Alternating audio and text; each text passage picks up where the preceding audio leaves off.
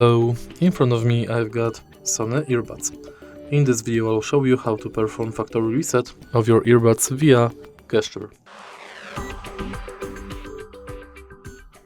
In the beginning, place your earbuds back in the charging case.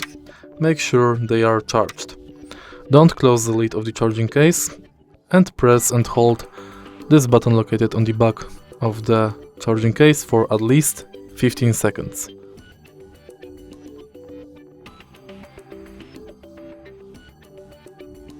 Now pairing mode is enabled, but keep holding.